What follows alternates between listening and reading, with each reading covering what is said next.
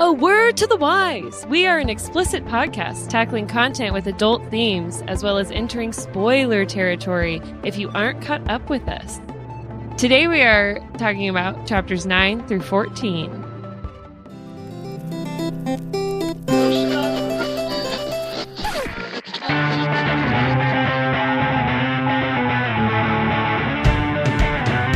Hey there, this is Cross. And I'm PJ.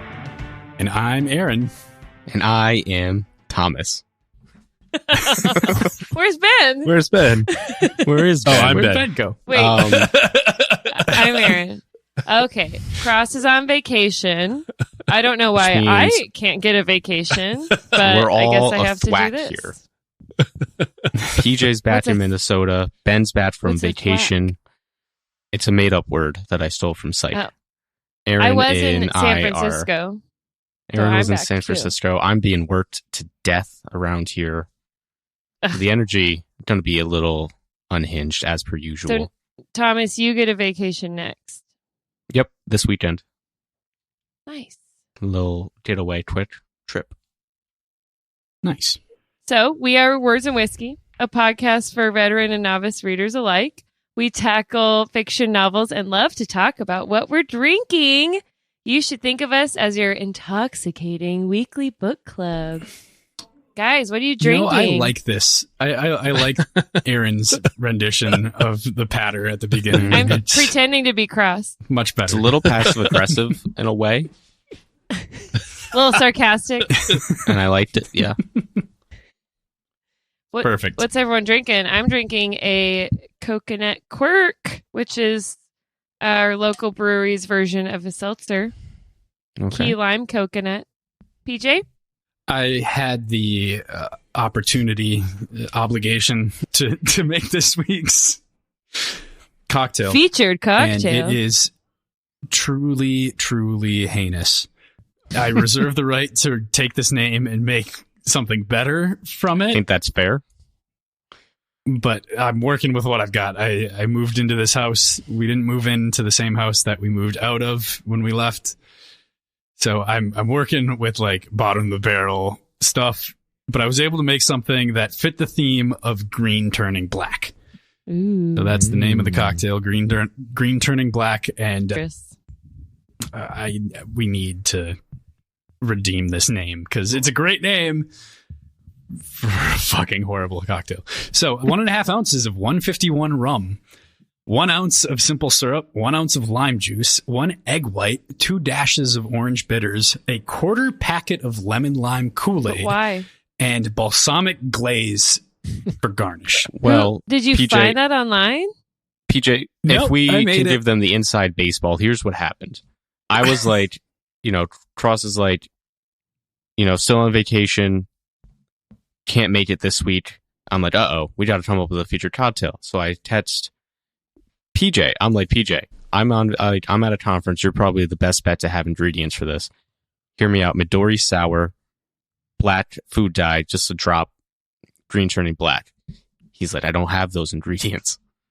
Currently, what do So I we got? picked Kool-Aid. What's balsamic glaze? Is that like what you put on your chicken? Yeah, It's like if you did a reduced burrata. balsamic Yeah. vinegar and sugar. It's like what you dip your bread in at the restaurant? Some kind of. It's yeah. like That's if you did a Kind of, but burrata. thicker, Yeah. thicker and sweeter. more of a syrupy type thing. It's like for drinking? No.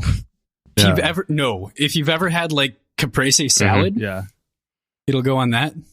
Okay, that's why I'm like, why is it in your drink? It's on bruschetta a lot. That's it's all we black. had. That's all he had to work with. Call him PJ Diver. Oh, man. It's way too much Kool-Aid. And Oh, yeah. And that's a majority of the flavor, truly.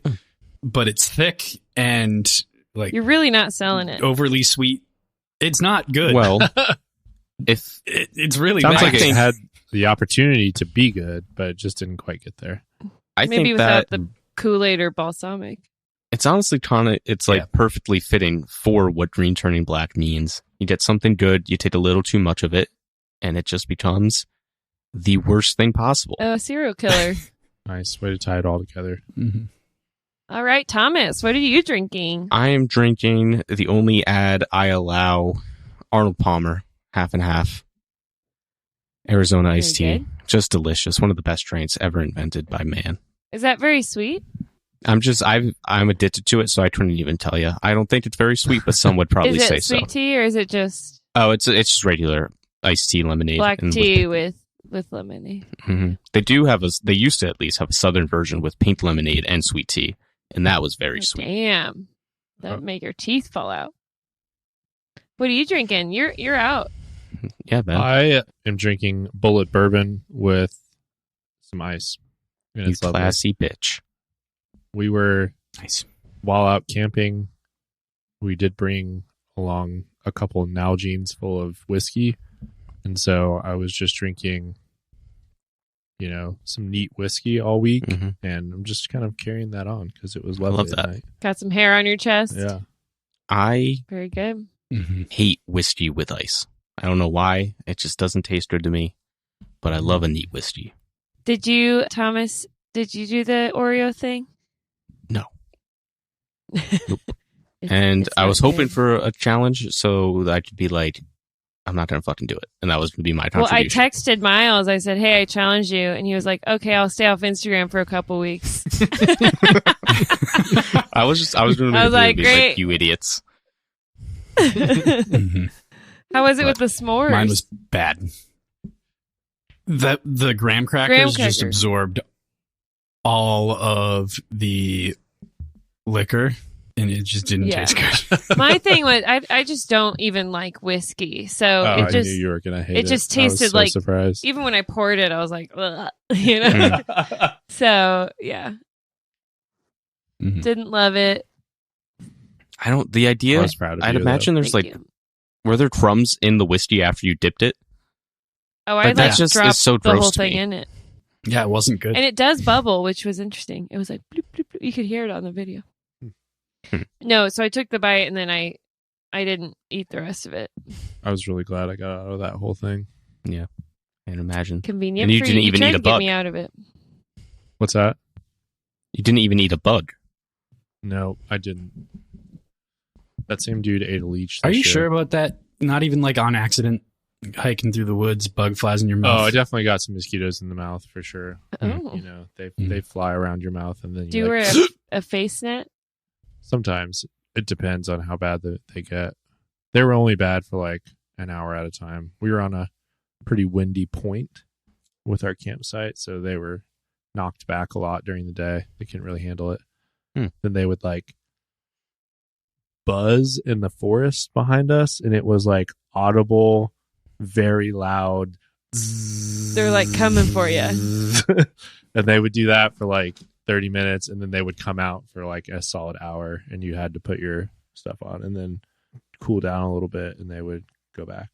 Dang. But I do remember we came back to the campsite one night, and it was just like this very audible, like, zzz, and I was like, what the fuck is They're that? like watching you. It is mosquitoes. That's scary. There's a lot of them. They lot of them up came here. down from the forest. Yeah, they came down from the Heyo. Speaking from down from the forest, PJ, Ben, and Aaron, how'd you feel about this week's reading? Not getting any better. What? Just things are not improving. I don't feel like Some things are improving, some things are. like when in Hilo's relationship. That was good. That's Mhm. true. You know, Just The- the the vibes ice are broke still a pretty little. low. I really didn't like the whole "tell Nico that I killed your mom, but she deserved it" thing. That was all kinds of fucked up to me. I don't know. But I guess it's better to tell him now when he's impressionable and not when he can, I was murder surprised that everyone. he was going to tell him, so I guess I'll give him credit for telling him. But he still made it sound But like it was all very manipulative. it was very like I Yeah. had to do it. I didn't Yeah. want to, but I had to. Right. And then Tar, Bad deal. that wasn't good. He murdered his girlfriend, Fiance. fiance. I thought Hilo wasn't very green there at the end. He wasn't as green Mhm. as Shay when she killed her boyfriend. Which, I mean, maybe that can be seen as a sign of growth. Hey, we'll get into it. Potentially. We will Maybe. chop it up. What she should have Yeah. done to Tar. there was a whole lot of emotional tension, and some of it came to a head and some of it didn't. Like, I really thought we were going to lose Shay, and I thought, Oh yeah. given the conversation with Nico, I thought he was going to like push back in some way. He seems like a smart kid. And then we lost Tar, and yeah, it was a pretty depressing week all in all. Oh, except Pretty, for Barrow got a job offer. We got Barrow did get a job. there were offer. some good Congrats, vibes my in this dude. week though, but it's just there was a lot of heavy stuff going on. Yeah. Yes. Let's dig down into it. All right, if you say so. Get your shovels. First thing we hit, Chapter 9, the 7th Discipline, the 6th year, 9th month. Hilo goes to the 7th Discipline Greenbone Gym to learn more about an Espenian trained soldier who has been making a name for himself in the training circuit. To Hilo, this means a little improvised sparring session before a conversation with the man revealed to be Jim Sunto, a Espenian retired naval angel and current IBJCS trainer. Hilo has an offer for Sunto, designed to counter the mountain's hold on patriotism by recruiting him to train the Tetanese military. Returning home, Hilo finds that Wen has prepared an incredible meal and planned a romantic dinner for the two of them. Although it initially goes well, Hilo is unable to power through his pain and loses control, storming out when Wen asks if he wants a divorce. Hilo spends a few hours in the car smoking and wrestling with his emotions before returning to make amends with his wife. I feel like this, so far in the book, it feels like all the chapters are kind of twofers in a lot of ways, and makes it kind of hard to discuss because there's a lot going on, and it's hard to like keep everything in order and not jump to the end, because a lot of the times it feels like there's physical action up top and then emotional drama at the tail end. It's a good way to put it. Twofers. Mm-hmm. So as I felt like the plan to go talk to the angel, Mm-hmm. the naval angel, which is such a dope title to have, was great. Like such a well planned course of action, and seems to have been well received. I was going to say mutual respect between the two of them, but he definitely doesn't respect Hilo. But Hilo finds it like refreshing. Mm-hmm. Yeah. Yeah, Yeah, exactly. Mm-hmm. Yeah, it's good to see Hilo get to like spar with someone who's not going to hold back, probably too. Yeah, I also thought IBJCS before this sounded like rinky-dink bullshit, but now it actually seems like it's a pretty good combat system. Yeah, he only needs a little bit of Jade. Yeah. Mm-hmm. And he's like It's also more focused with it. Yeah, because in Jade War, we get the Hilo and Chancellor Sohn like watching a training exercise, and Hilo's like impressed, but kind of in a bemused way. It seems like oh, they're not like they're a little bit effective with this thing. Like it's interesting, and then he sees it up close, and he's like he's caught off guard by some of the moves that Sunto uses, and you do see, like you said, the minimalism of it. It's almost more. It's like fully martial art with a little touch of Jade. Mm-hmm. Yeah, I really like that. As a tool rather than like a scalpel instead of a sledgehammer. Yeah. Kind of deal.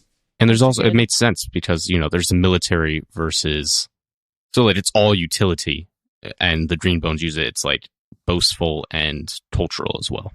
Yeah, there's more discipline with the IBJCS. Mm-hmm. For sure. But I'm interested to see how Hilo spends this to make the calls look good again, Hopefully it works out. Seemed like it was starting to pay off PR-wise. Yeah. Yeah, there's a lot of interesting sort of like PR stuff going on this week with the Tobin mouthpiece for the mountain. And then we see Woon Papidanwa in his role as Seal Giver.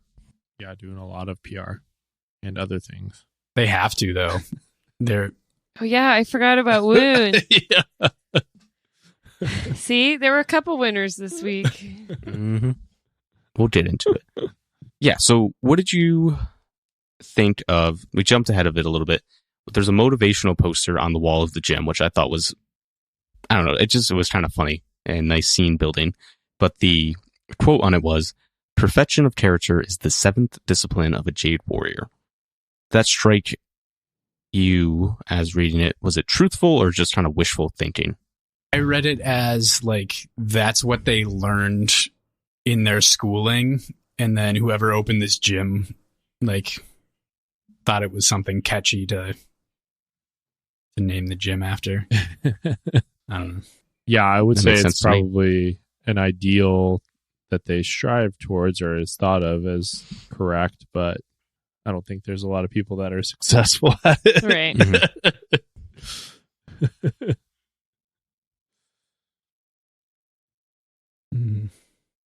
And then another interesting tidbit with the sparring so before they get to the conversation part, is that some of the kids pull out like a camera to try to record the action.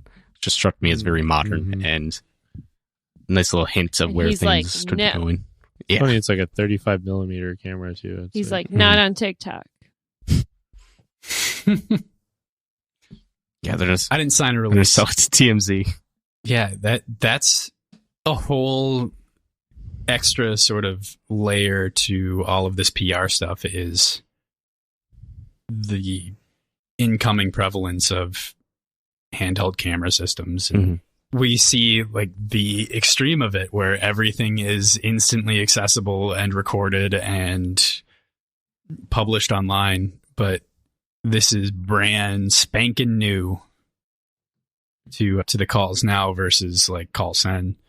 So they have nothing to lean on as far as lessons learned from their elders. There are always everybody's treading new water, treading new ground. Yeah, treading new ground.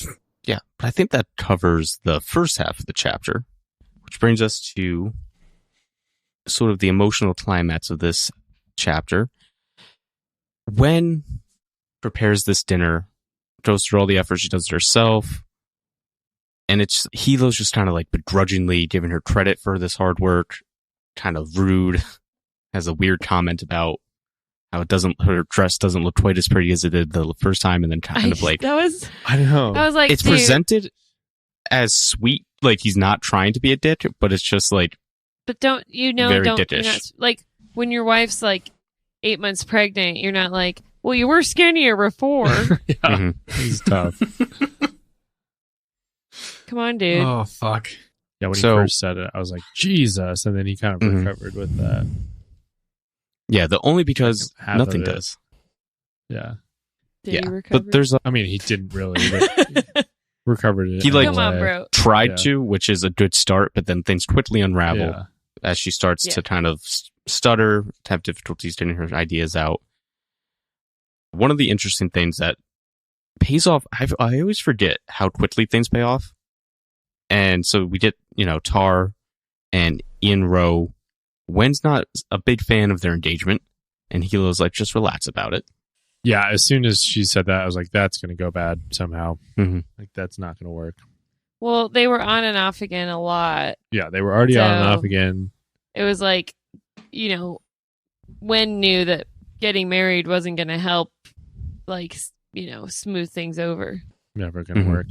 I feel Two like warriors. in a lot of fantasy sci-fi stories, you can kind of like tell when a side character is about to be killed off, because all of a sudden they start doing something really awesome or getting everyone's talking about how cool they are.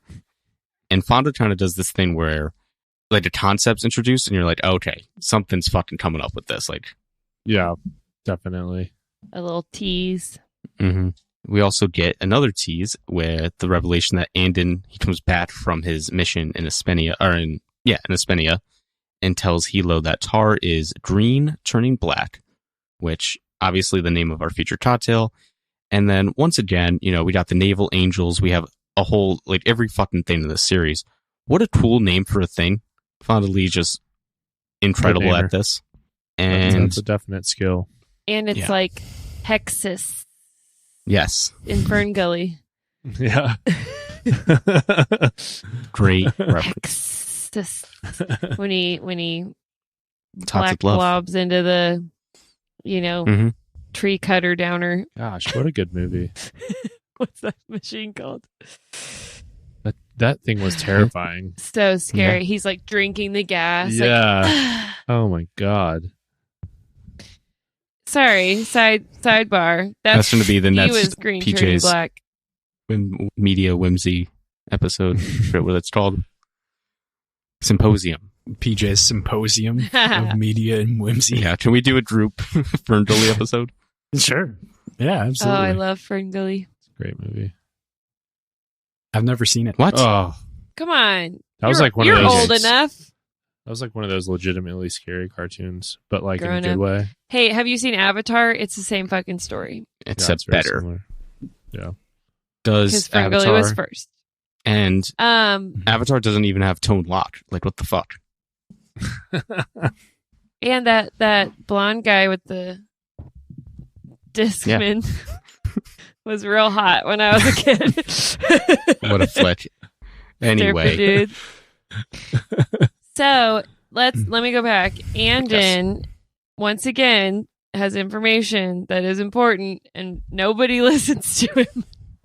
well, Yeah. they did, just not enough. He was like, Yeah. I mean, Hilo kind of just soft, retiring Tar a little bit. Right. Yeah. His solution to the problem was just not the right one. I wonder if it could have been the right one if the action was taken a couple of years earlier or even 6 months earlier. Mm. Or like maybe I when wonder- Ken died, maybe he needed some I feel like therapy, once Ken died, it was off. He was off the deep end. also known as Kane. Kane, sorry. Kane, make Kane. Raising Canes. Right? He's like, No free are you ads. ready for some fresh hot chicken? Chicken, chicken, chicken. Do you guys have canes? Yeah. No. Oh, good. Now I'm hungry. Anywho, we'll get into that a little bit more in the final chapter of this week's reading, but the conversation continues to spiral when, at a loss of words, it doesn't seem like initially this is what she's trying to get at, but because she's unable to put her thoughts into words, she asks Hilo if he wants a divorce, and Hilo erupts. I thought this was a boss move from when I it was needed to be surprised. called out. I was surprised Hilo didn't punch some drywall. Yeah. I Listen, feel like he's about to. I feel like he was chatting out. He did overreact big time. But it's like, what? I don't know why he reacted so strongly like that. It was kind of immature because, like, clearly, Because I know he thinks he knows. Sorry, he knows how fucked up he's been acting. yeah. And it's So like like, he finally got called on all what? this bullshit. Well, yeah. What does he expect? Like, she's just supposed to be punished for the rest of her life because she like Right. went behind his back.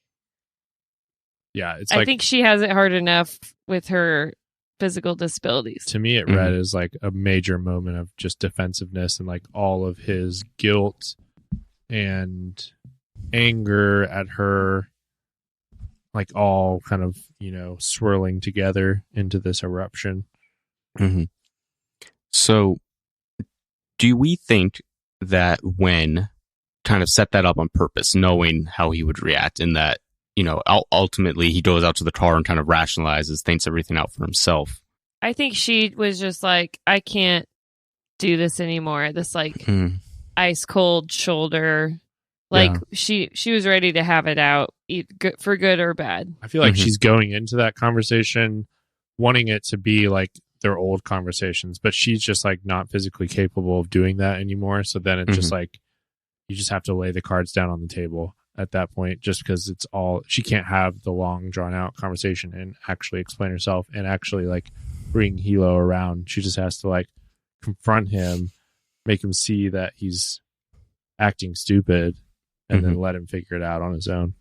So I don't think she necessarily meant to. I think she kind of just had to. I think she meant to go into the conversation being like, I want to do this like old style, but Yeah, she's she not says capable of something it. like, finally have an honest conversation. Yeah. So she like Yeah. sends the kids away. And she does start to say something else and then is unable to voice it and then does the divorce thing. So it does, I think, like you were saying, Ben, like she had an initial idea to do this the old fashioned way, but then she's like, plan B, Hilo just needs to get fucking pissed at me, like just get it out. Yeah, I think there's also something to be said about his read on things, and if they could have the more at-length conversation, he wouldn't interpret it as her asking for a divorce as much, which I think was his gut reaction, as opposed to her asking if that's what he wants, which is a nuance, and her words still conveyed that, but I think he pretty clearly... Yeah. I don't know, actually, because I think there's also the sort of ingrained sentiment that is unacceptable and that is a failure and like unspeakably wrong. So any way you cut it, I don't think he was going to be okay with it. And I think you guys are right. Like, just kind of a ripped Band-Aid off, for lack of a better way to do it, was her only option. As a defensive person who has to like think about the way they react to stuff a lot, especially in emotional moments, I feel that his reaction read very defensive to me in that moment. Like him just like throwing it back on here, like, you want a divorce? Like that read very defensive to me. And then I agree.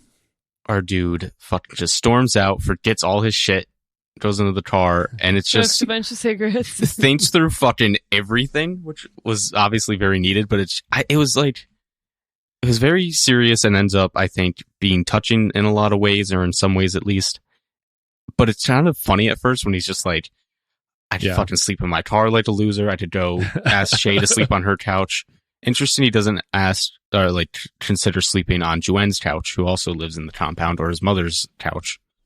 And I kind of wish there was a chapter where but I do wish we did get to see him and Shay cry into their cups of Hochi together and commiserate about being bad at love in the moment. Yeah. When he was going through those options, I was like, I'd like to see that. But I think he made the right decision. I like the way that this resolved, though. Ultimately, you don't need I Shay, think you this just need was a bunch of cigarettes. Yeah. He just fucking rips them out. I pictured, like, because he screams, basically, and then smokes 3 cigarettes in a row. Dude was just fucking down bad. And there's also, I was thinking, Silk Sonic smoking out the window. Like, Hilo 100% was on that shit. Like, if that song was out, he's just... Smoking out the window. Well, and he's not even smoking out the window, right? Because he doesn't have the keys. Oh, yeah. So presumably the windows are up. He's just hotboxing his luxury car with a bunch of cigarettes. Nice. Incredible. But he does ultimately arrive at what seems to be the right conclusion, as far as we know at this juncture, and resolves to try to make things better with Wen. Yes, I was extremely happy about that part, the makeup, and just Hilo finally getting his head on straight. And getting some head. Wow. He says, before he gets head, he says, he carries Wen up to bed, and she asks what time it is, and he says it's late, but not too late, which I thought was very sweet, and obviously was, referring to the overall relationship. Yep, I think they'll work it out. It seems like we're well on our way, especially by the end of these chapters. Yeah, it's interesting, especially like to jump ahead a little bit. Obviously, we see they're still not perfect by the end of this week's readings. And for, because Hilo wears his emotions on his sleeves, love is an obvious thing to him. And I think that's part of why when going behind his back and doing those things with Shay as a white rat was the title, I forget. Yeah. Hurt him so much, and he just didn't know how to deal with it because love was always so easy to him, and now he has to work for it. And it's also a sign of growth that he's finally able to do that. And it's like, there's a couple little sweet, touching things that happen for him. Definitely. But pretty sweet. One thing that we need to mention, Hilo must smell so fucking terrible. He just smoked cigarettes for countless hours in his car, an entire patch. And before that, he got in a fight earlier in the day. He was wrestling. I'm sure Wen's used to it. That's true. That's true. Also true. That's a good point. One last thing, if you have no more thoughts as a trio about this closing section.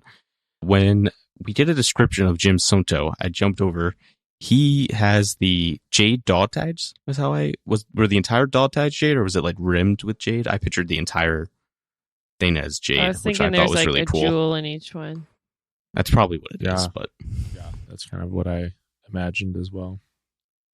and then he also has the jewel or the gold triangle of the seer, which is the Spenian. Golden Jade. Yeah, Spenian religion, and he has gold and Jade together.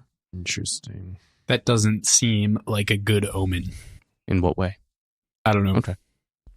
Move. I don't, it just Just seems like a bad vibe. Keep an don't eye have on. anything specific yet. Just the fact that it's there Okay.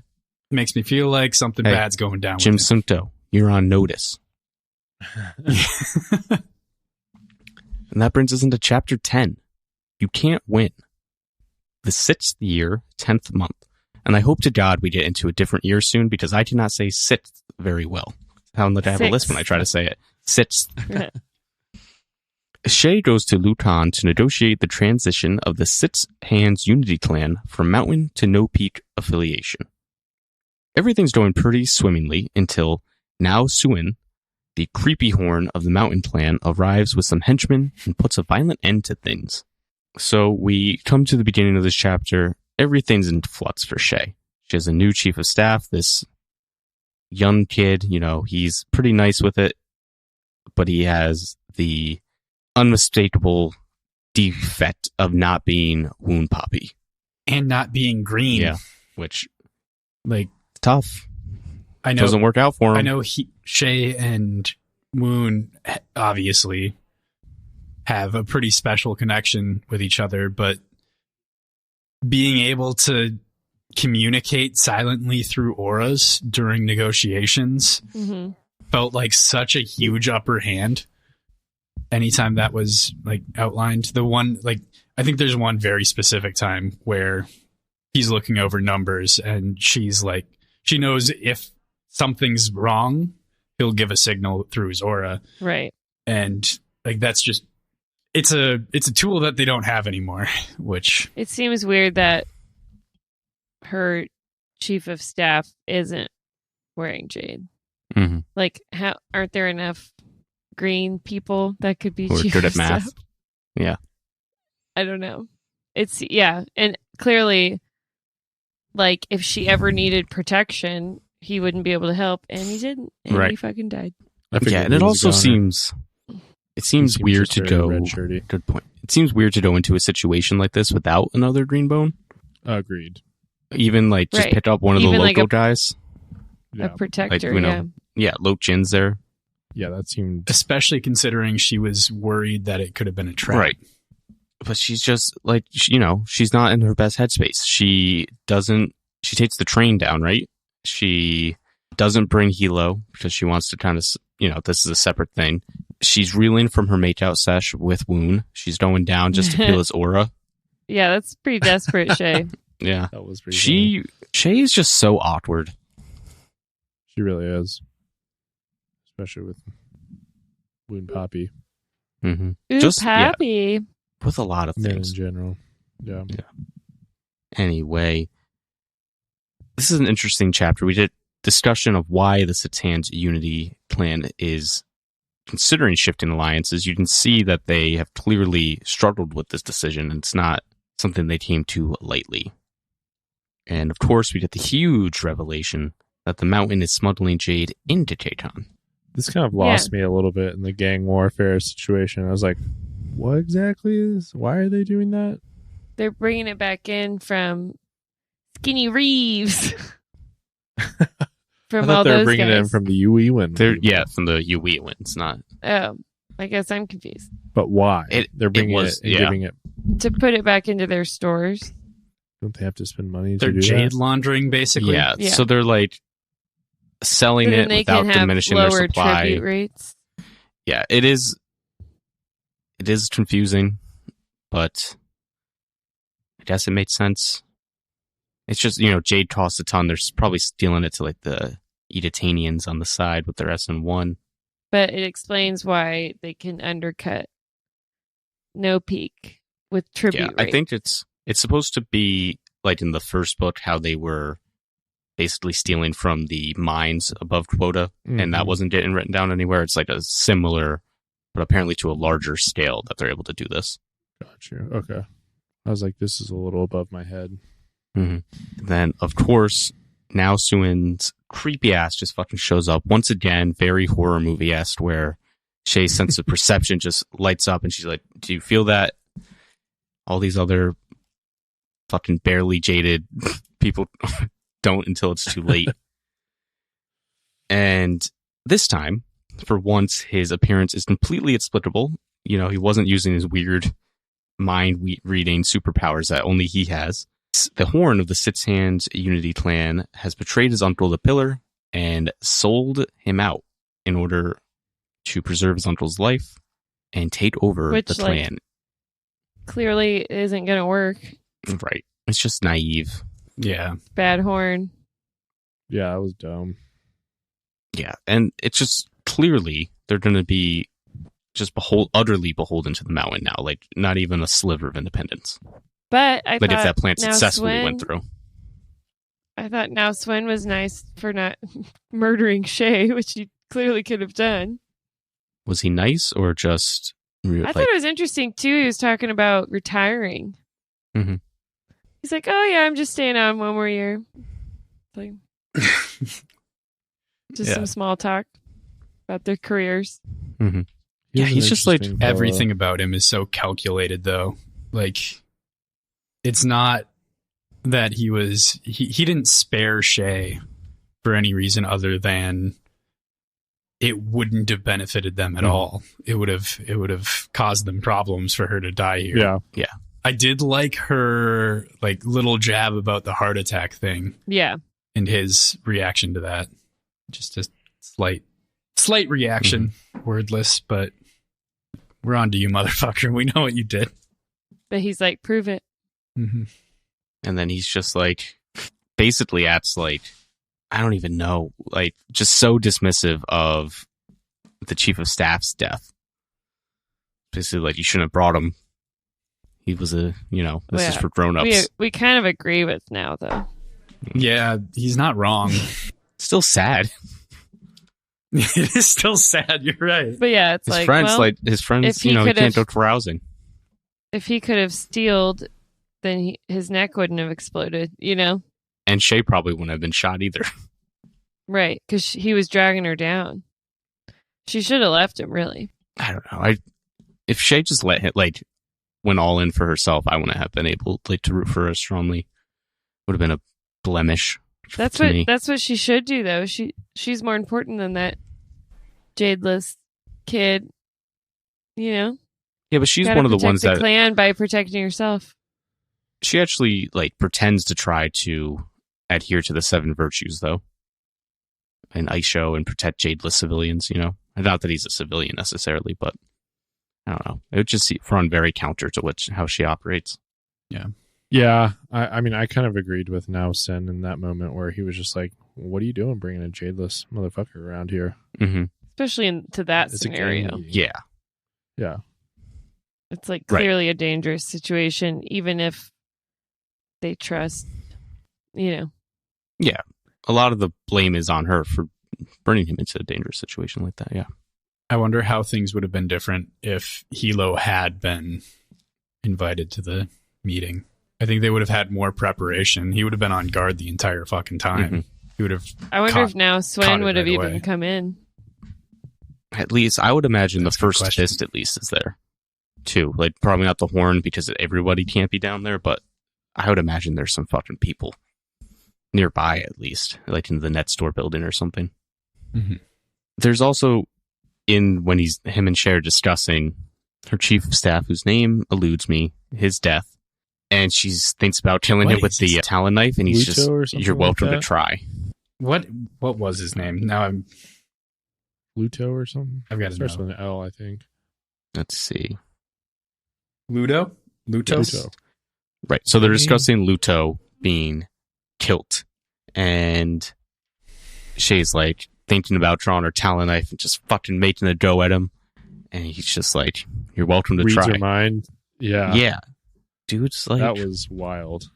We gotta get now. There's something checked going on out, with yeah. him. I don't know. I'm kind of on his side What do you mean? because I thought that was a cool moment. Oh, I thought it was awesome. he yeah. basically is like a Jedi. Yeah, it was great. It was just very scary Yeah. to be that's currently our enemy. Yeah, Does come he on, have no Super Pete. Jade? Get some more skills. Let's work a little Right. harder. Yeah, I mean, why they can't we got- get now we got some the- good powers. Yeah, it does. We have Andon, who's being a fucking doctor. Thanks a lot, guy. We need you on the streets, being a golden god. We need a street doctor. The last interest. Uh, Sorry, you go, PJ. Oh, I was just going to say, like, throughout all of this, after that sort of Jedi mind trick thing, I didn't quite understand. Like, it was cool that we got a lot of sort of background, but I didn't understand the sort of villain monologue tone that now took from here until the end of the interaction. Just kind of dumping When Shay, all the information after Shay's on like, Shay. tell your Like pillar about she hasn't won. Mada's rise and stuff. Yeah. She's Yeah, it like, does- dude, I know. Everyone knows that story. Did it seem like that? Yeah, I agree with PJ. Villain monologue dumping. Yeah, it is. I mean, usually he's so taciturn, and so for him to talk this much is definitely new for us, at least. Yeah, I think it was just Fonda giving us more info on Mada. Yeah, and it just also explains his utter dedication to her. But That's true.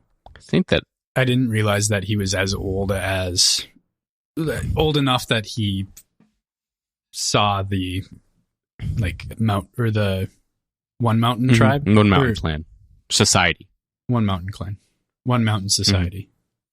Yeah, he was a contemporary of her father and had been retired and was an instructor at the Mountains Academy before Gaunt Ash was killed and he took over as Horn.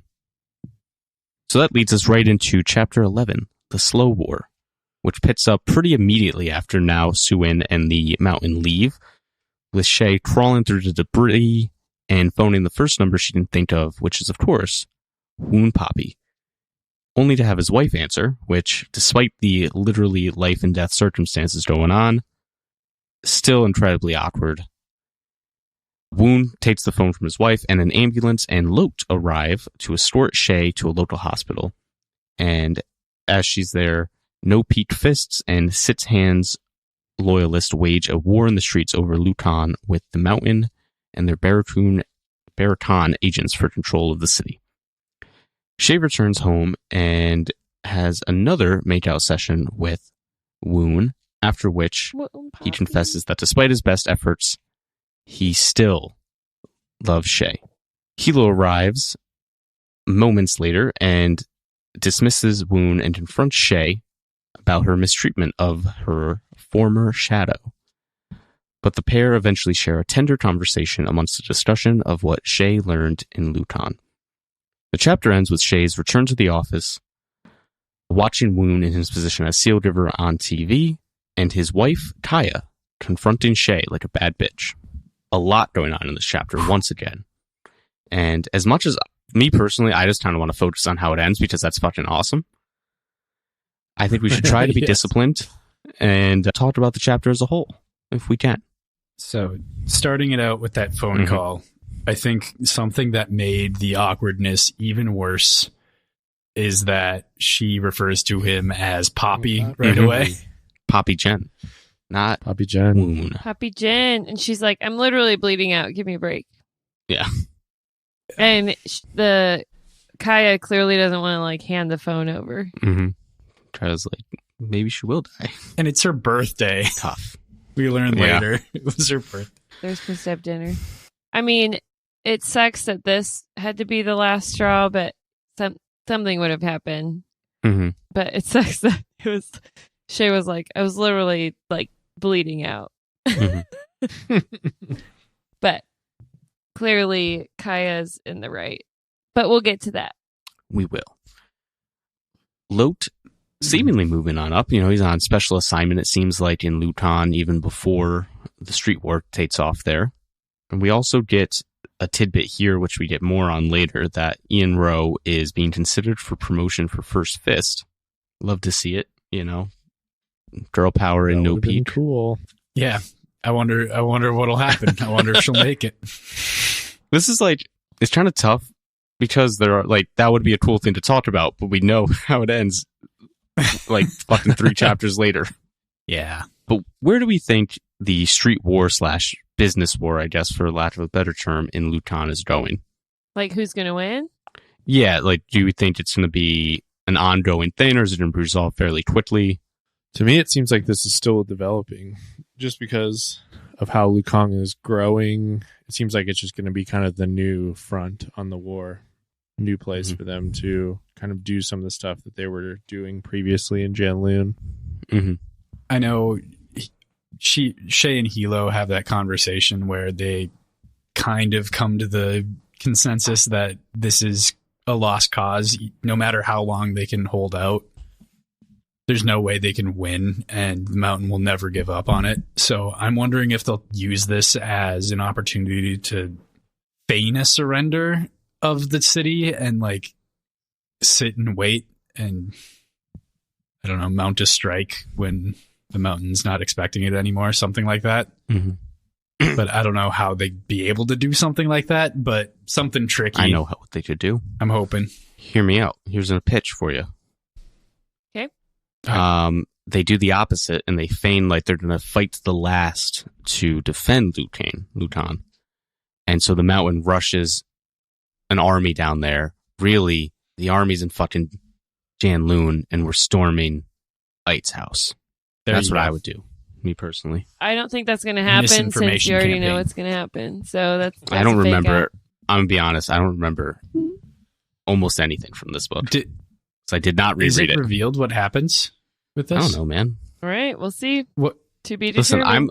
I reserved the right to feed you information, misinformation under the guise of not knowing what happens, if you recall. I reserved that right long ago to feed into the conspiracies and the theories because we need to have fun. We do. Aaron, do we actually know what happens already? And I just forgot it. In Lukang? Yeah.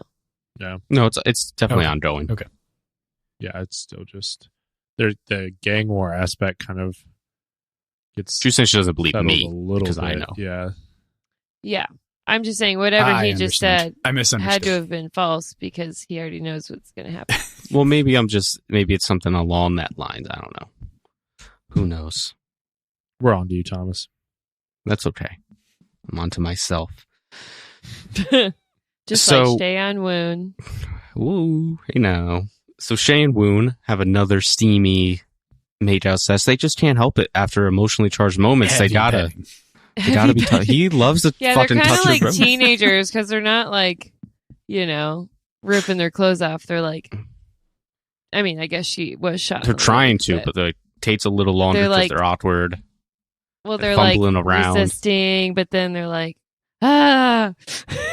They're like, make out, Good and then Woon's Christian like, teenagers. no, I can't. he's married. Yep. The Holy Don't say Spirit's another coming word. in between them.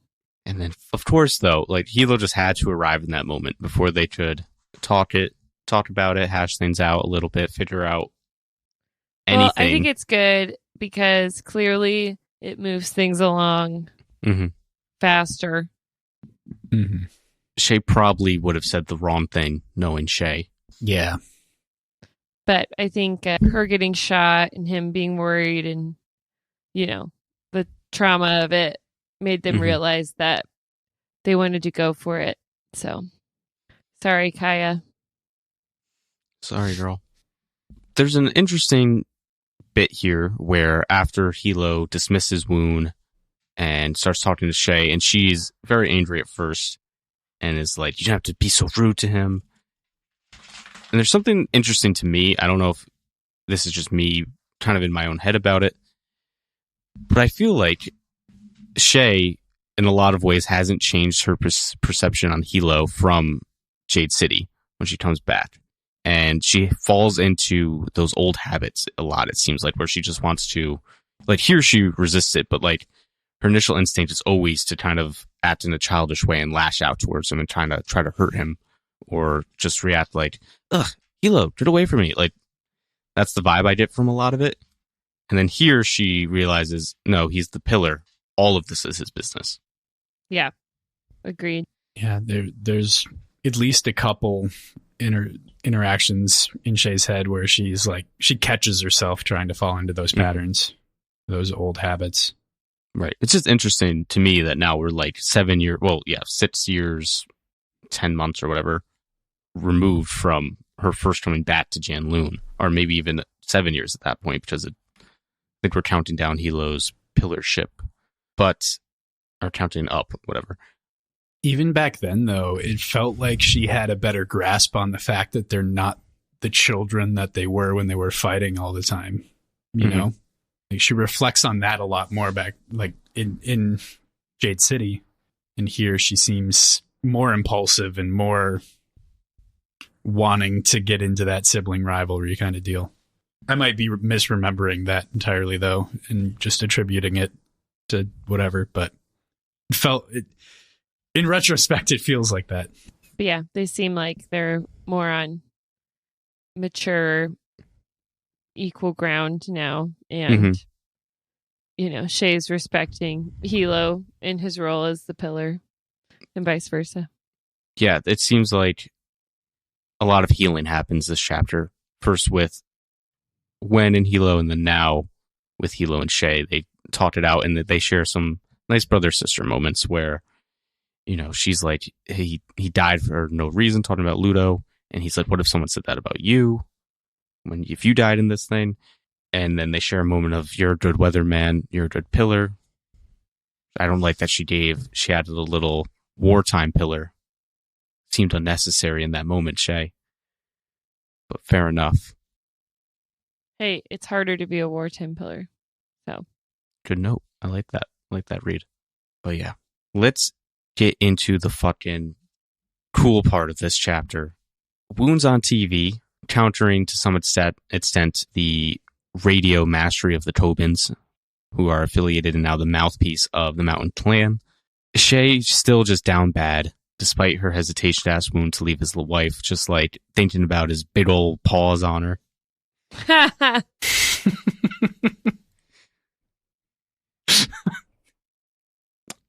Poppy's paws. Jesus. And then Kaya shows up and just goes off. And I love every second of it. Good for her. Yep. It sucks for her, but I'm glad she stood up for herself. I just love the way that Fonda captured this, just because it's like, I don't know, we've all been in that moment where we know we fucked up and then someone is like telling us off.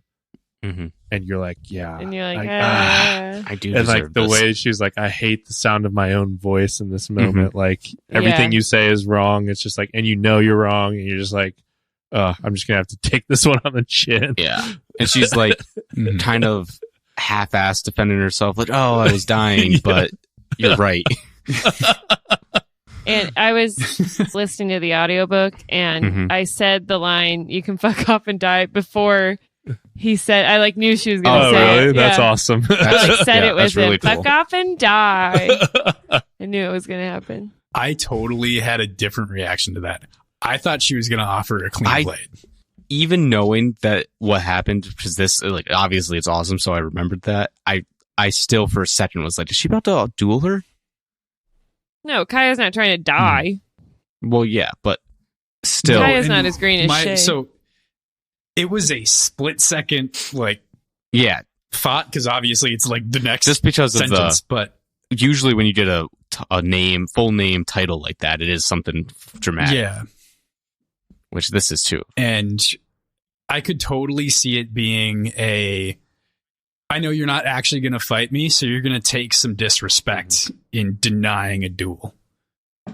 And I thought that's what she was angling towards. Like, totally in that split second. But Yes. I like the fuck off and Yes. die.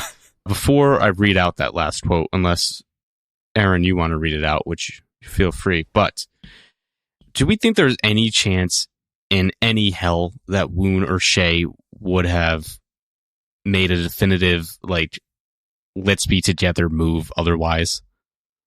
No. I did them a favor. But in the same part, she released herself from the entire situation, which was good.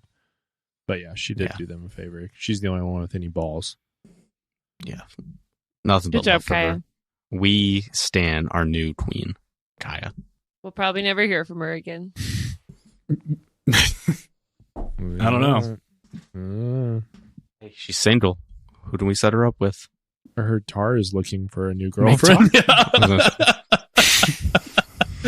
I don't think she wants to get her throat I think cut. she might also be a little too fiery for him. Aaron, can you read the last quote quick? Call Shaylin, son. Weatherman of no peak. You can fuck off and die, bitch. Just I added bars. I also added bitch. It's perfect. It's so good. that. Now drop your mic. And now, my intrepid friends, we are on chapter 12. A new job.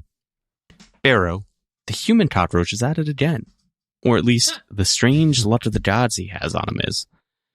After being arrested on some vandalism charges and spending a few days in jail, he is recruited by the Espenian military intelligence forces to spy on Bolovny, who is revealed to be a member of an elite Eatanian Jade-infused special forces group.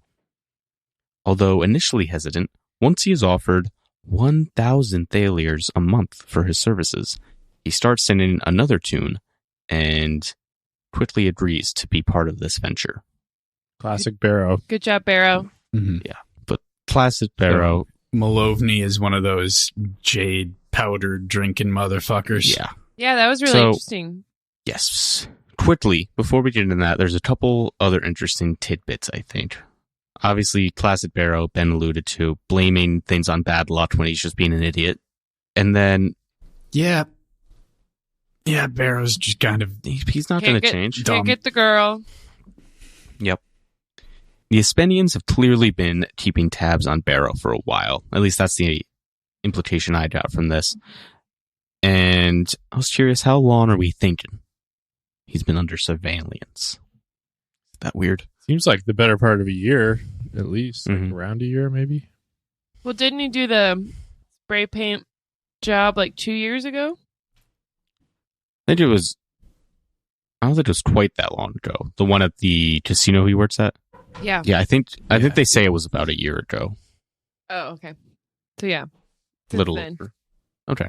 I was I bet since he started probably going to these meetings. Yeah, probably since he joined the clanless. Clanless Yeah. Future movement. Okay. Mhm. Not gonna lie, I was trying to sow misinformation with that question. Not gonna get But us. you didn't fall for it. You did not. You were on it.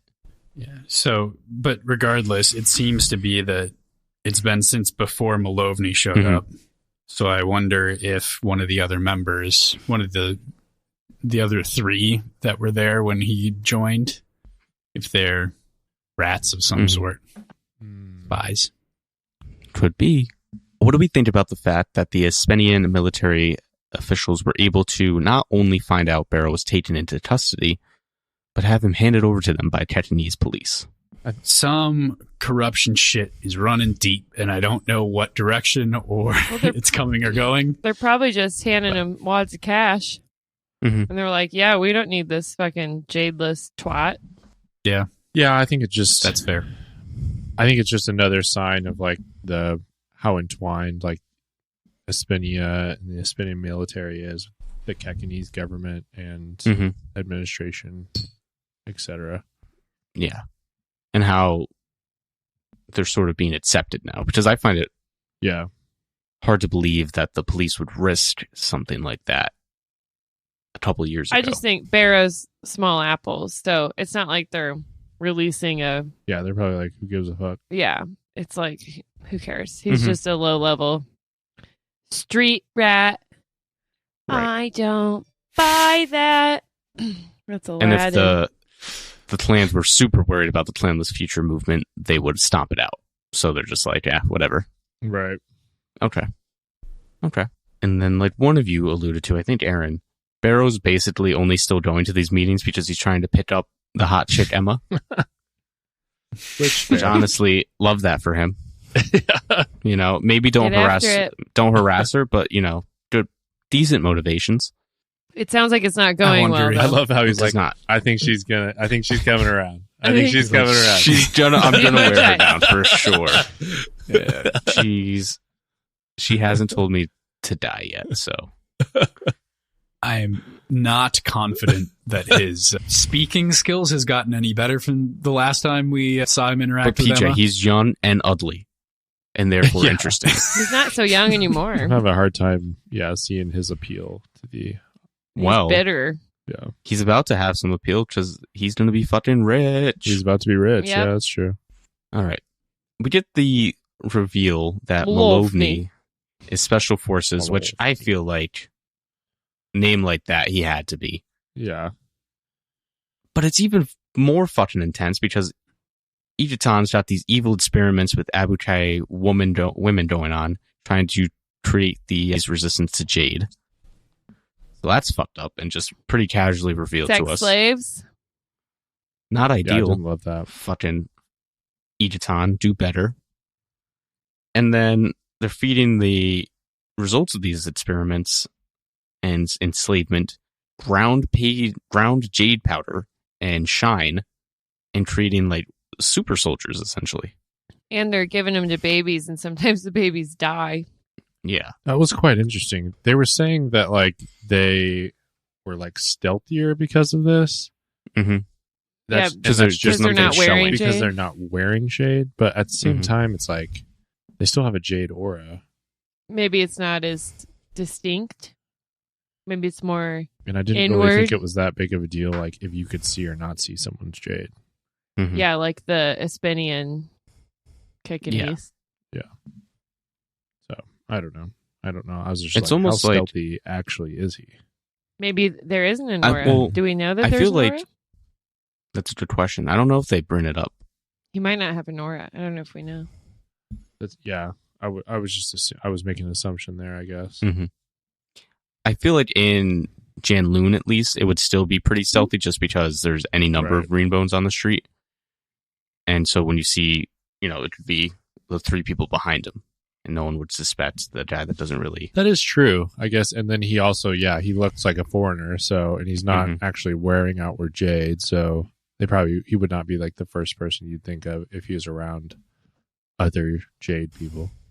It's also just Mhm. like, I am confused. Why not just give them jade? I know they said they had like the low quality jade, so grinding Right. it up helps They didn't somehow, have and it much. keeps them easier They're to like control. stretching it out. Yeah, and because they have to be constantly doped with it, it makes them easier to Yeah. control. But it just seems like a little bit fucked up just to be fucked up on the part of the Egyptanians. Yeah.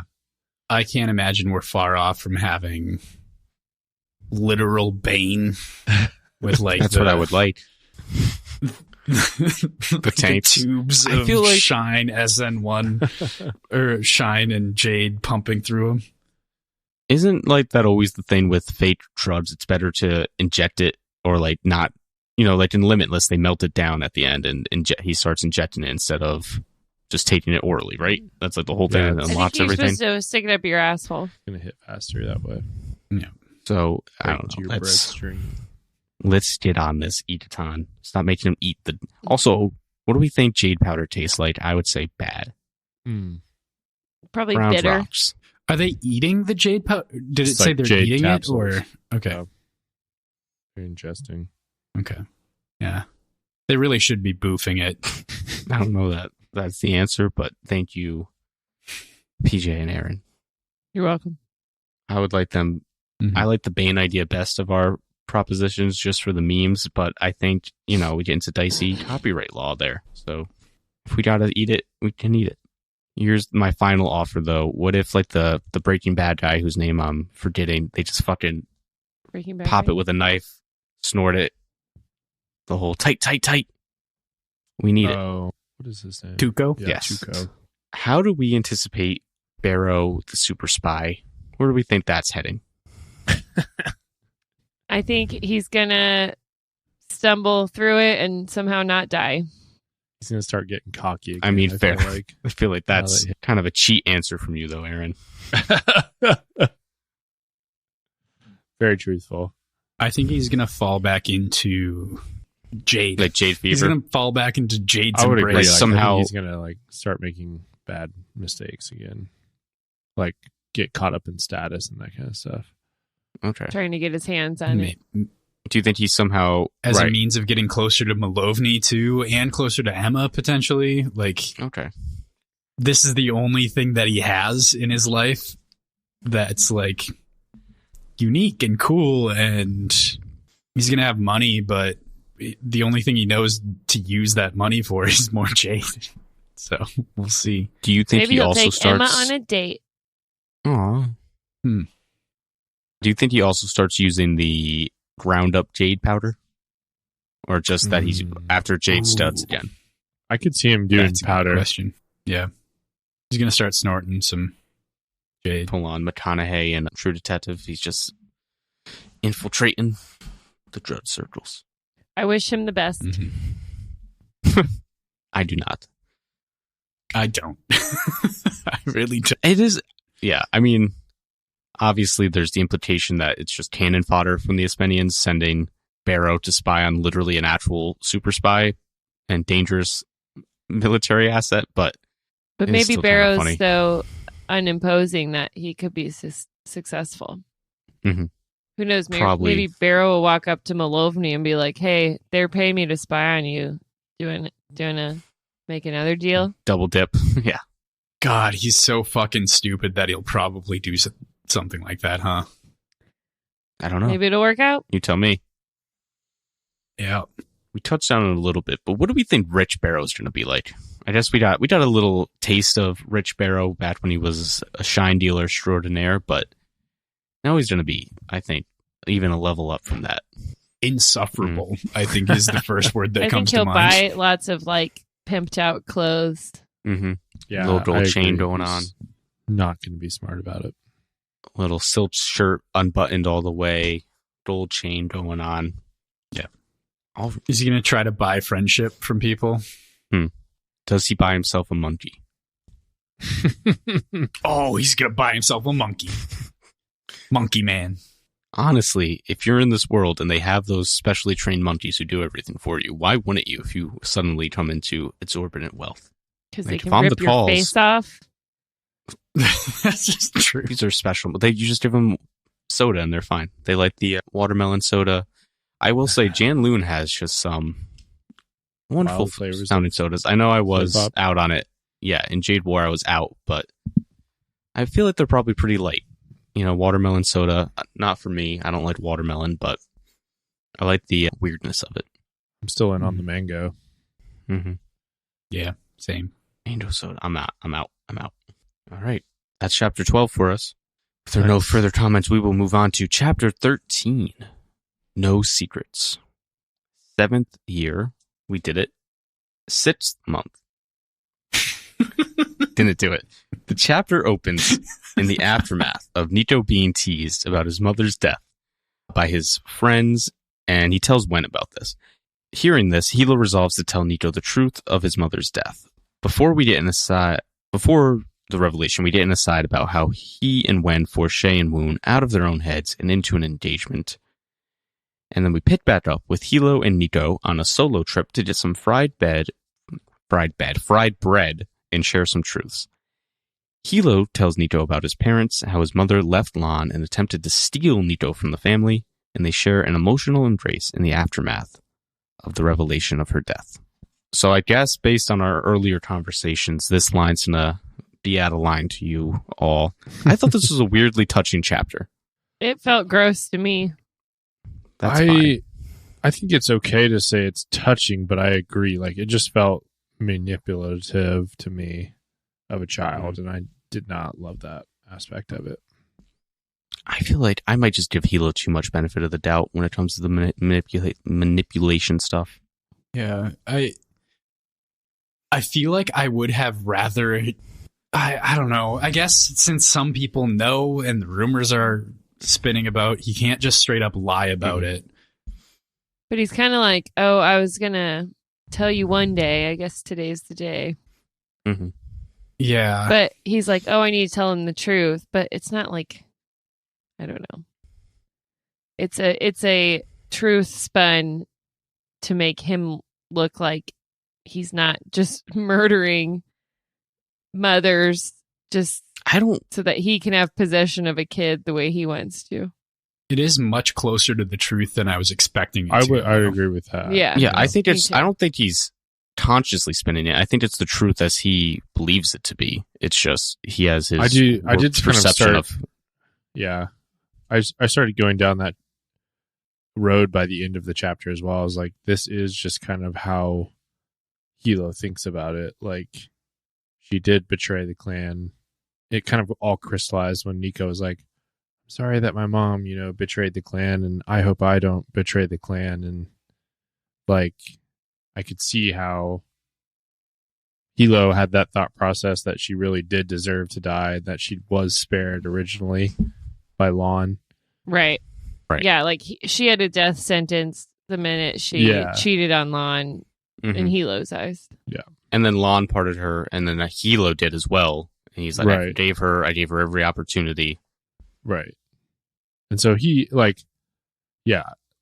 it feels less manipulative in that because of that. And it just feels more like this is kind of fucked up as far as just like the thought process in the first place is all fucked up. So it's more kind of like a nurture situation where this is just like how they all grew up and this is what they accept as their culture and what they live in. And in that light, you're like, okay, this is kind of, I can see this as kind of a touching, truthful, surprisingly truthful conversation with an 8-year-old about murdering your mom. Yeah. But it's still pretty crazy. It's still pretty wild. I mean, it is, and it really shows how like fucked up their upbringings all are. I know, and that is the biggest thing to me. That is just like, Jesus, these kids, like, so many stories about murder and death and just like how ingrained they are with this. Like, that is just, that's bad. It can't be Sometimes we have to kill people. Yeah. Yeah. I hated that when he's just like, I didn't want to do it, but sometimes I do have to kill people when I don't want to. And you will too. Yeah. I guess looking at it in this light, I don't know if it's not like I don't know if I can get behind saying it's not manipulation, right?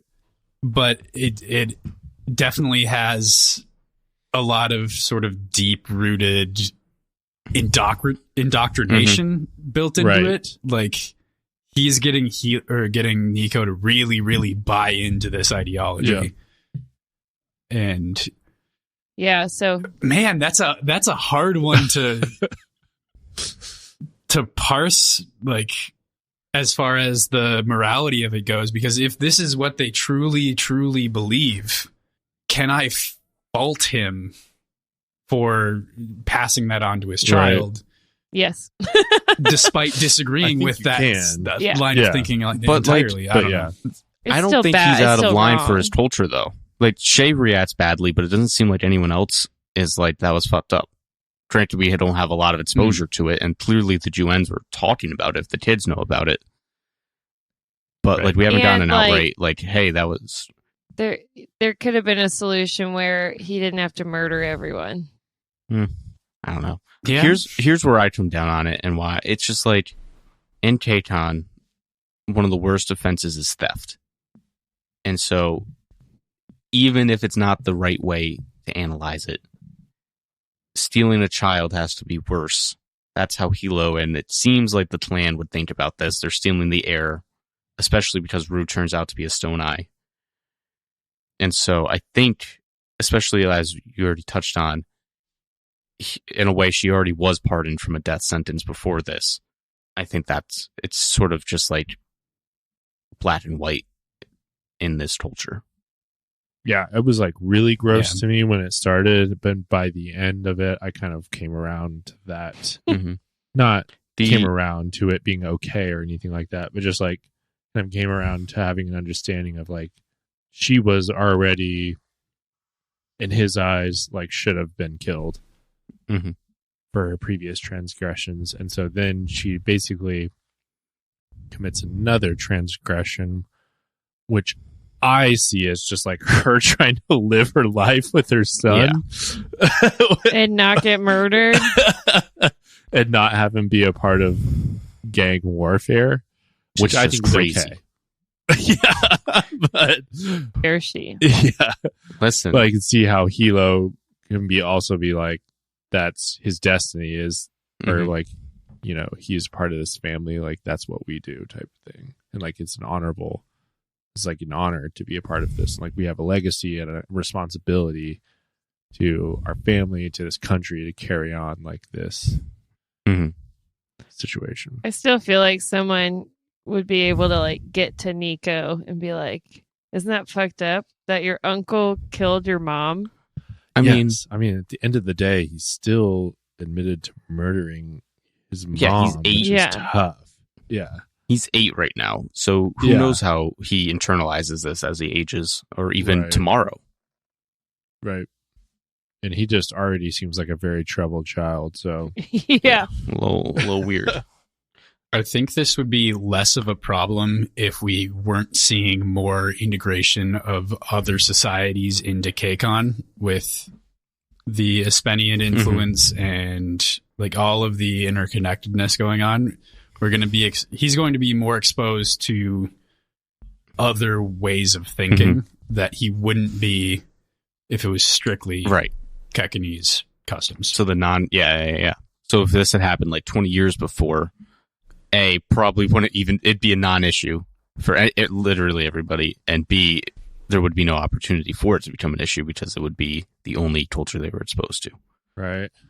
And if they Interesting. I would that. have less of an issue with it if the children weren't already just exposed to a ton of violence and That was violent mostly story Char. members and stories, and just like Mhm.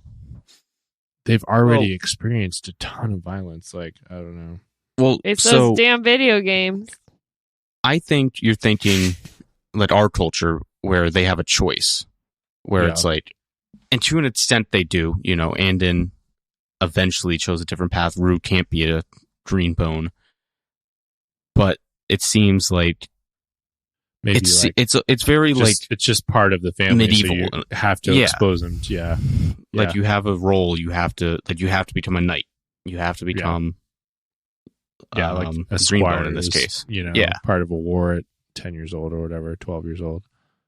The part to me that felt manipulative, and again, I don't know if it was consciously so on Hilo's part, where he was like, I'm going to trick the kid with this, but it, you know, definitely manipulates him, is when Hilo is like, after Nico asked if his mother was such a bad person that she had to be killed, and he does the whole, you know, not everybody is bad, they can just do bad things. And then he says, if she had taken you away, you would have never known me or your ma or your uncles or aunts or your brother or sister or cousins. You would never even know who your real father was. You'd never go to the academy or become a greenbone. Would you have wanted that? And it's like, to all the points, of course he doesn't want that. All he knows is the greenbone Was way. that? Yeah. Right. Because they got him young enough. It's like, that's not a point in your favor, Hilo. Yeah, I would agree with PJ is that this whole thing just comes off like very indoctrinating. Mm-hmm. Yeah. A couple fun things, I guess, before that, which is obviously, I feel like we didn't really have a choice but to jump right into that section. The Horn has a lot of kids. Juen, Wen, Hilo have 3 kids, all similar ages, just running around causing mischief. I like that. That sounded kind of heartwarming to me. Getting into some little misadventures, leaving their toys all Big over the place. family. A Mhm. lot of little rascals running around. Pretty cute. Again, casting like, you know, Ite all alone, Mountain, or the No Pete up and coming, a lot of family vibes. Mm-hmm. It also is hopefully setting up a big, close-knit class or Yeah, like set of like greenbone students Mm-hmm. going forward. yeah, like another generation of that same kind of familial bonds. Mm-hmm. The legacy, if you will. Mhm. We also see Wen and Hilo still working on their relationship. Again, I touched on this. It's like it's a sign of growth, and in stark contrast to how easy everything seemed to be for them early in the relationship, they're just working, and you know, because they're still in love. And again, so much better than the start of the book. We were in a bad place. Yeah. And then there's also the confrontations, which we only get one side of, but Woon and Shay, just so fucking awkward, perfect for one another. Hilo confronts Woon. Wen is tasked with confronting Shay. We don't really know how that went down. Obviously, Woon and Shay are engaged. Happy for him. And there's like a funny bit here with what ends up being a pretty heavy chapter where Hilo's basically like, you gotta marry my sister, like, get the fuck out of here. And Woon still is like, Hilo-chan, can I have your blessing? He's like, fucking yes. Of course. Jesus Christ, yes. I just said that. Hey, I'm glad it's finally happening. Maybe Shay will finally have a boyfriend Have that a good doesn't man. betray her to foreigners. What do you think? I know from the descriptions. Don't even talk about it. Woon is like this big dude, Oh, okay, that's fine. but everything about the way he interacts makes him seem so like scrawny and timid and like little. I don't know what it is. Okay, so my last two things. Number one, quick, easy, painless here. Fried bread, need some. Just need it in my life. Love fried bread. Any form. It's British, right? Mhm. No idea. I mean, fried breads. Well, like in English And breakfast. fried dough? They do fried bread. Really? Yeah. I thought they just did toast. It's fried I pictured bread, it- beans, blood sausage. Come on, Jamie, guys. can we pull that up? I've never had an English breakfast. I thought it was toast. Yeah, we're American. Yeah, same here. Fried bread, guys. They Eggs. just call it fried bread, Yes. Eggs. No, it but is. it's toast. It's fried bread. Is it just bread with butter that they put on the griddle? Yes. You doing a bit? That's No, they toast. call it fried bread. Oh, okay. Well, it's toast. And they eat literal beans. We're talking about, I think, more like a donut. I think it's like fried situation. dough. Yeah. Yeah, You're talking about Krispy Kreme? something like that. Yeah. Um, This kind of read like a somewhere between a donut and like a funnel cake. and I want it. Oh, I love regardless. funnel cakes. They make me Who feel so doesn't? sick because I eat the whole thing. Been there, sister. And then Mhm. finally, back on a serious note, what do we think the lasting impacts on Nico are going to be? Nico just seems destined for darkness. Going to be like a Like former tar. child star? Yeah, he's just, I don't know, he's got too many things going on already. He's very thoughtful and thinking about a lot of stuff and a lot of Seeing trauma. shit he's not supposed to Reading see. comic books, that's problematic. Yeah, I just feel like That's where all the violence Mhm. comes from. he's Probably It's video not the games video next. games. It's not tar. he's going down an Anakin Skywalker path to me. Not just the women. Yeah. The children too. Mess that up. There was a comment that I felt had a good relevance to Andon, and it was Hilo saying that children aren't destined to become their parents. And they can learn from their mistakes, be better. PJ, that's just a brilliant point. I feel like that's going to backfire. I don't have anything deeper to go from there, and connecting it to Nico specifically, I don't know. Mhm. To me, Yeah, that read makes a is lot of like sense. ironic. Maybe he can be better than. I mean, it's got to be Hilo is his adoptive father. Like, is hopefully that's what he's saying is he can be better than Hilo too. But directly talking about Annie. Yeah, I saw that as having a lot of irony to it, and that I feel like Nico's not going to become like Hilo and not going to become like Maik and is going to like break away just because, like, I don't know, Hilo's saying he's not going to be like his mom, and that was his point, but I feel like there's just going to be, I don't know, some dramatic irony to that situation where he ends up not being what Hilo is expecting. Mm-hmm. Alrighty. Chapter 14. Green turning black. The 7th year, 8th month. Tar finally snaps, and Hilo wakes late one night, early one morning, to his brother-in-law distraught and nearly beyond comprehension. Hilo rouses his horn Juen and 3 fists, including Andon's former classmate Lo Chin, and goes to his pillar man. They find him coated in blood and wounds, and after sending him back to the Tall estate, find Ian Rowe, a senior fist, Tar's fiancé, mutilated in Tar's apartment. Hilo heads home to deal with his brother-in-law, but finds himself unable to execute Tar, instead exiling him. Retiring from the emotional night, he returns to his bedroom, finding Wen waiting for him, and in a very emotionally charged exchange, makes her his pillarman. Just horrific. No way around it. Very tough. slasher filmy. Come on, Tar.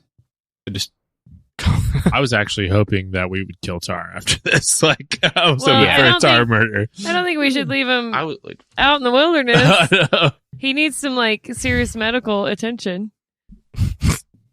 Yeah. there's the weird Something that'll Andon's light. forever stick with me is the description of the blood going tacky. Yeah.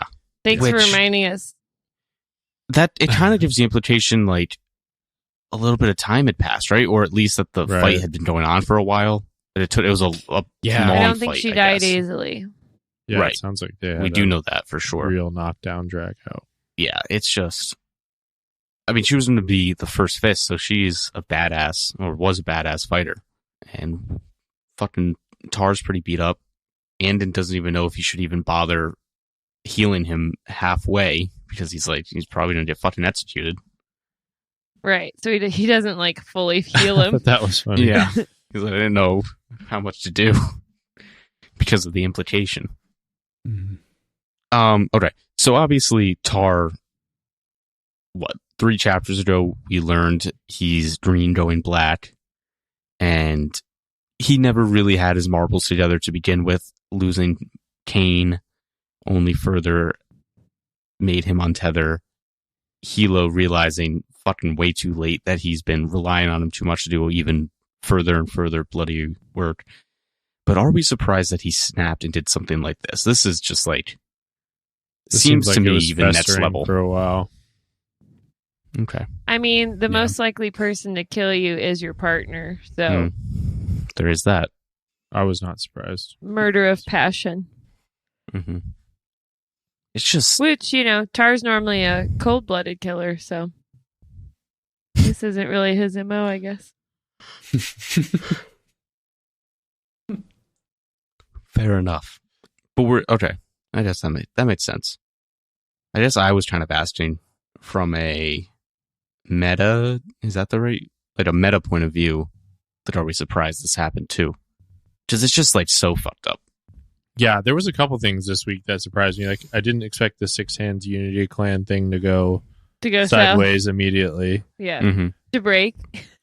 And then, I did think I did see this coming from Tar, but I didn't see it coming so quickly from Mhm. Tar. They were obviously alluding to the green going black, and I thought that was going to you could And there were obviously signs. I mean, Yeah. him torturing that guy. him not sinking Yeah, Skinny Reeves and cutting him up. yeah.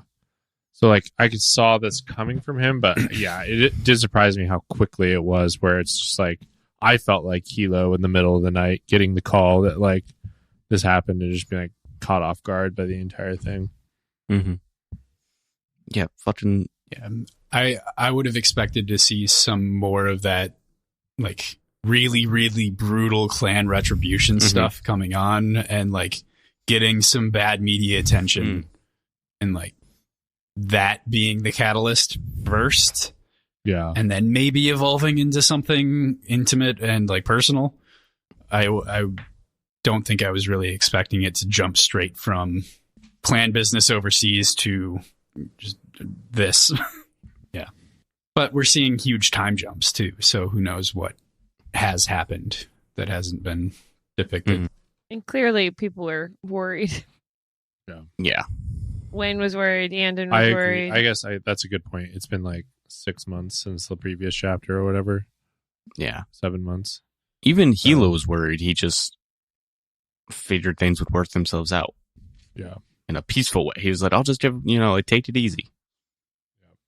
Yep. Mm-hmm. We get an Andon and Lope mention, just kind of chilling, shell shot together.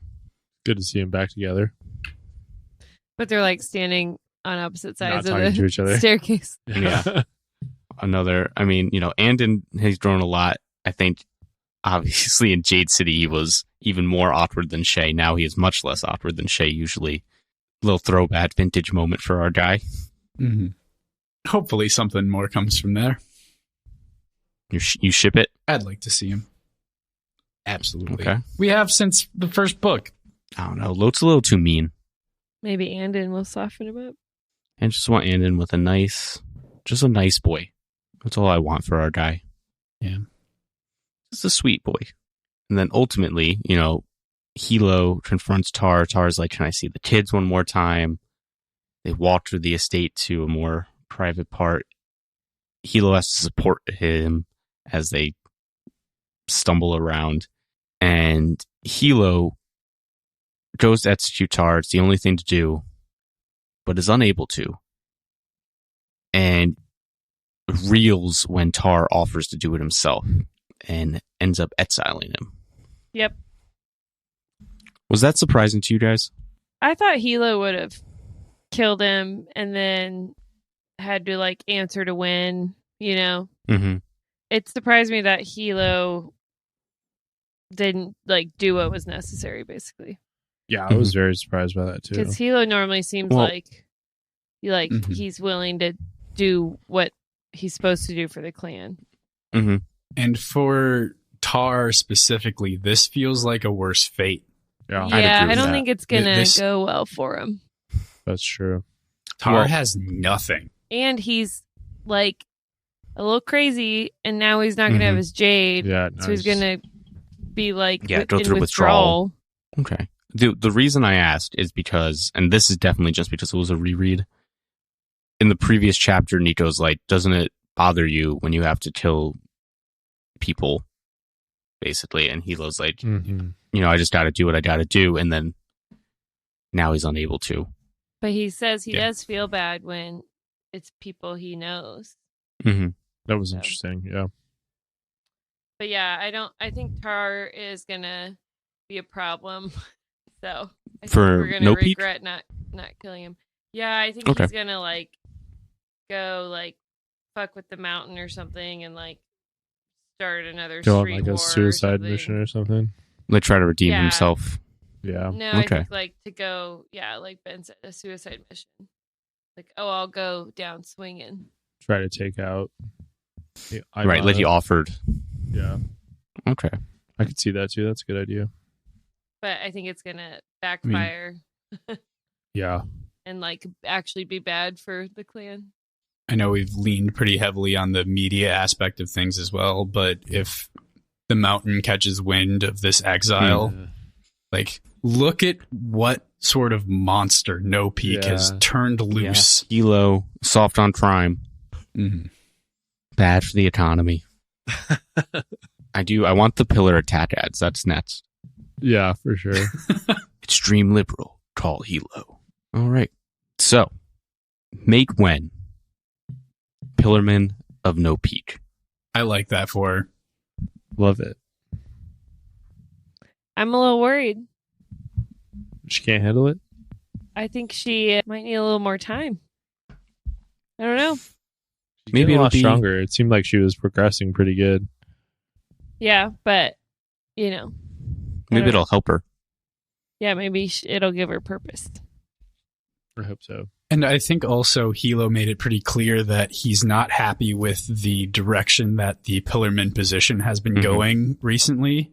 So he's hoping to change it, and I think he'll make those changes with her capabilities in mind.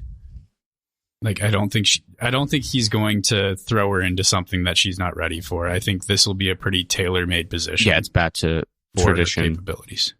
And it seems like a long overdue acceptance that they're not in the street war anymore, but we're at this more political war. We gotta play things differently. We don't need secret assassin guys. But that's all I have on this chapter and this week. Great. Anything else to chew on? Some downs. Yeah. We had a lot of downs. Just for how fucking nuts this is, it's only 61 chapters in the ebook, at least. Or 61 chapters, 61 pages. Yeah. It's pretty quick. There's a lot going on emotionally. fucking intense as per usual. Got some And- building chapters. Yeah. We have a tall task this week, even compared to usual. Who won the week? Woon Poppy. He got divorced and married in the same week. He's got Wasn't a that bad close? bitch. Pretty much. Fumbled one bad bitch, acquired another. Gwen did pretty good too. Wynn had a pretty good week too. Yeah. Other than her Yeah. brother murdered somebody. When doesn't Wen have a good week though? That's true. She's the best. She's had a few bad ones. Maybe recently. like she's been attacked, she's had setbacks, but like just from like me admiring her / perseverance standpoint, she just fucking crushes it. Like even when she got murdered temporarily, she went out stoic as hell. And we got Andon trained as a green bone going out fucking freaking out. That's true. Wen's just cool. I'm absolutely too close to this situation because I love her. Now Sven had a pretty good week. Also, when does he have a bad week? I know. But That's a That's monster. fair. He's fucking creepy. Don't like him. I don't hate him. No, I mean, I meant like he's a monster, like in a good way. Yeah. Yeah. I think Barrow got a job. I think Barrow won the week, Arrow unfortunately. probably did win the week. He's starting to get paid 1,000 Thaliers. Well, he hasn't gotten paid yet. I'm voting for Woon Poppy, but Okay. do you think Woon Pretty good Poppy list. finally got his rocks off? God, yeah. How many years has he been waiting for that? Woo! Creepy. Kaya got to Kaya? I don't think. I think she. let some I stuff don't out. think she won. I think she gave up. She won our hearts, though. Yeah, that's fair. That's true. That's a good point. Yeah, because who won the week isn't like who we fucked with the most in a different week. It is, I know I asked this like every other episode, but it is who on paper did best, right? Yeah. Yeah. But if it is who we fucked with the most this week, it might be Kaya. Just for the, you can fuck off and die. But that is a wrap for now. Next week is our third episode, and we will be tackling chapters, the first interlude through chapter 20. Nice. Woo. Here we go. Let's see. How do we want to do? Go for it, Do PJ. the No, Yes. which one? I can just kind of run through Yeah, and I'll do the review. the Cut, outro. cut, cut. Semantics. That's a good cut. So that is where we're going to leave you for this week. As always, thank you to Tim and Andrew for helping us keep the show going. Check out the links in the show notes where you can find our schedule, Patreon, previous episodes, websites, social media accounts, Ben's really, really cool video editing skills, all that stuff in one convenient location. Social media accounts are Words Whiskey Pod on Twitter, Instagram, and Reddit. wordsandwhiskyshow@gmail.com, patreon.com/words and whiskey, which you can join our 2 new patrons, of which are named James is me in the bartender tier and Flood as a mixologist. Really cool stuff. You can check all that out. Don't forget. Yeah, we're happy to have you. Oh, welcome. And don't forget to rate and review us. 5 stars only. If you don't give us 5 stars only, then we'll strip you of your jade and exile you. Tough. We won't like it though. We'll be upset. We'll be about it. upset about it. We'll be pretty torn up. I went We've soft lost this too many week. I didn't brothers want to recently. say we'll, murder you and cut your Yeah. throat. I was hoping That was a little you too would say much. we'll show up to your place of work and tell you to fuck off and die. Well, only if you deserve it. Yeah, we'll deserve it. Or no, You'll deserve you'll it. deserve it if you don't give us 5 stars. There only. you go. Do you guys want to run through your social media stuff? No, thank you. No? Fucking, know where who it is. needs more followers at this point? Needs Needs it. We got them all. Well, in that case, thank you all for your support and for listening. We will see you next We'll week. see you when we see you. XOXO. Bye. Bye. Words and whiskey.